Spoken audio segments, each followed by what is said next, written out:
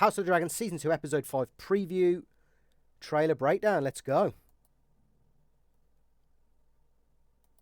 Right, so this clearly is the aftermath of Rook's Rest. It's the aftermath of whatever's going on with Alicent, Aegon, and Aemond. It's almost like a political / prophetic / dragon-induced triangle now. And I don't know what the outcome of Aegon's injury is here.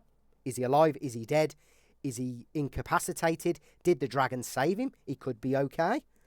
That's a possibility as well. Oh my god, that's Maelys's head, and they're bringing it through the streets. To be honest, I don't actually think we got that in the books. I need to go and check that. And a clear sign of the power of Vhagar and Aemond and the Greens as well. It's almost saying to the small folk, this is what we can do as dragon riders. This is how powerful we are. You're in safe hands as well.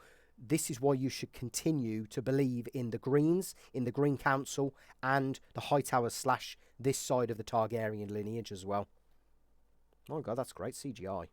Oh my god, we got a close-up. Now, that's green armour, and they're carrying what is potentially a coffin. Oh no. Do we get the reveal that he's actually alive? Hang on, let's just go back there. To me, that this scene indicates that Aegon is alive, because we wouldn't have all those maesters around the bed for anyone else. So I think he's clearly alive.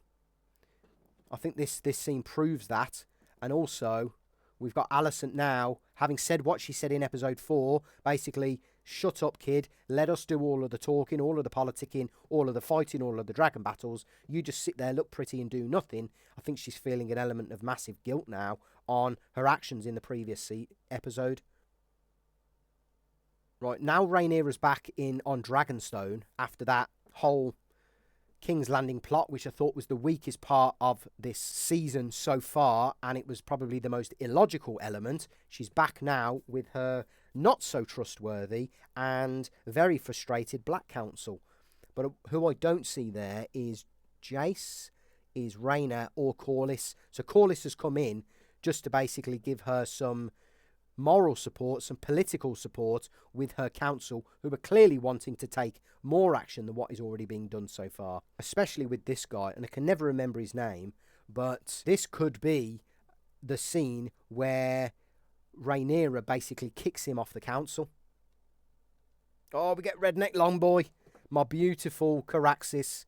So from what I can tell, this is Daemon arriving on Caraxes, and that looks like a yellow banner, so this could be him arriving into the Bracken territories, maybe with some Blackwood allies as well, to basically say,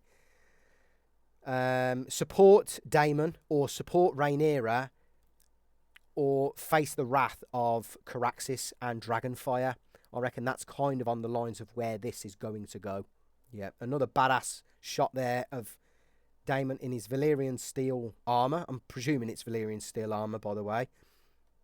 And I tell you, the CGI of them on the dragons this season is perfect in my eyes. So yeah, this is clearly, this armour was similar to what we saw in episode 3, when we had the Blackwoods versus the Bracken fight.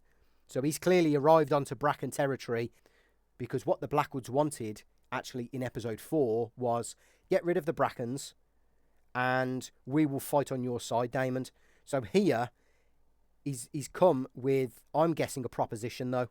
Fight for me against Aegon, and you spare your lives. Because if he was just doing the bidding of the Blackwoods here, he would just be wiping them all out with Dragonfire.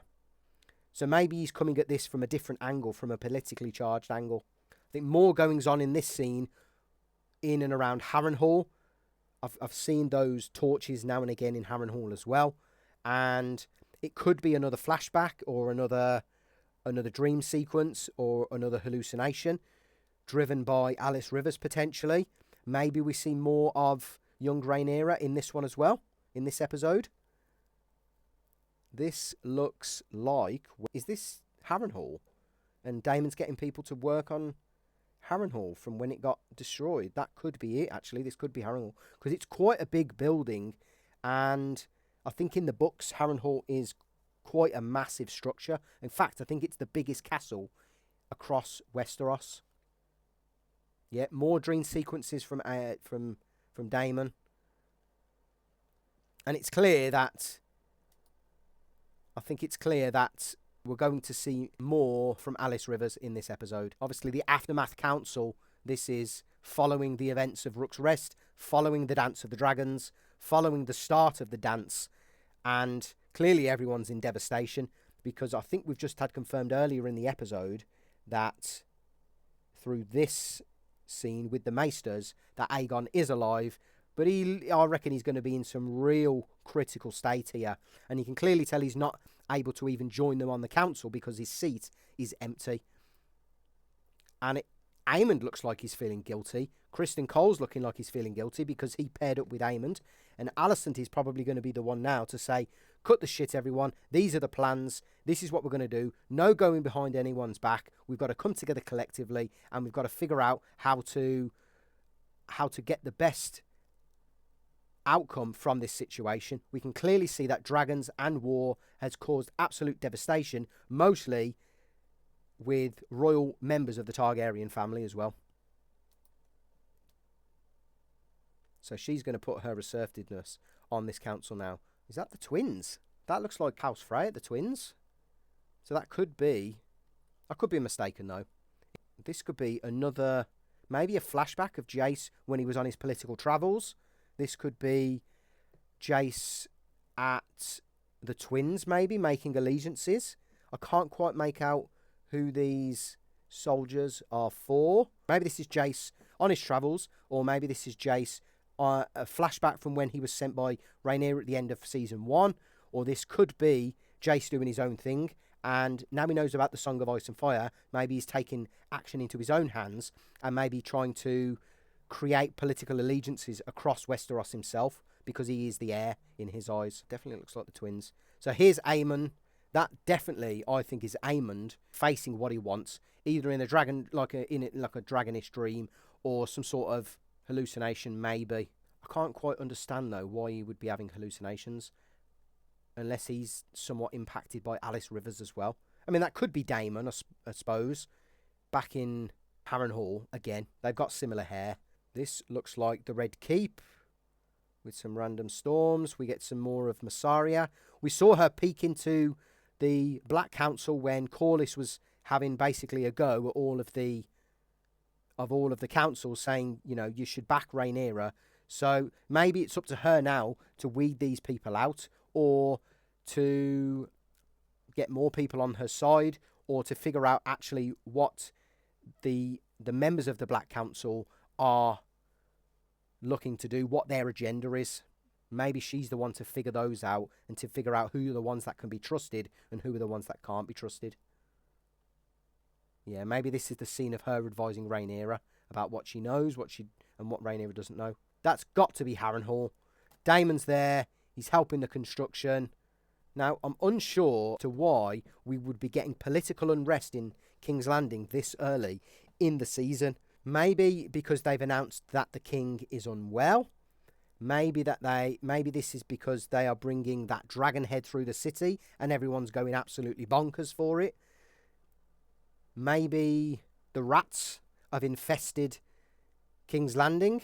Maybe it's the blockade, though. Maybe, you know, there could be a number of reasons as to why there's political unrest. It could be more so to do with the king, though, but because the news has spread of the king being unwell, or... yeah, and it's leaked from the Red Keep. Okay, we get shots of a mysterious cloaked figure who could potentially be, no spoilers, but could potentially be a new aide of Rhaenyra's. That's all I'll say. I've got a feeling it's one of the new characters. I've got a feeling that could be someone like Ulf or Hugh. And we get that chess piece being knocked down at Rook's Rest. Now, whether that's the same shot that we saw this episode, I can't quite make that out. But it looks as if Rook's Rest has now been taken by the Greens, and that they have cemented their blockade of the Crown Lands and the Riverlands between King's Landing and Harrenhal. So they've got a political position within the Crown Lands and the Riverlands now. I think the next step is to move towards Harrenhal. Yeah, I think there's going to be a lot of reaction to the events of Rook's Rest. There's going to be a lot of reaction to Rhaenys' death. There's going to be a lot of reaction to Aegon's injuries and what decisions need to be made going forward from all sides. It's going to be another politically charged episode. I don't think there's going to be a lot of dragon battles, and I don't think there's going to be much action by the looks of this trailer. It looks very political, very dialogue, very storyline, minimal action. But I think, judging by what we've just seen in episode 4, I think that's going to be okay. If you enjoyed the content, consider dropping a like and subscribe so you never miss an upload. Catch you on the next one. Cheers.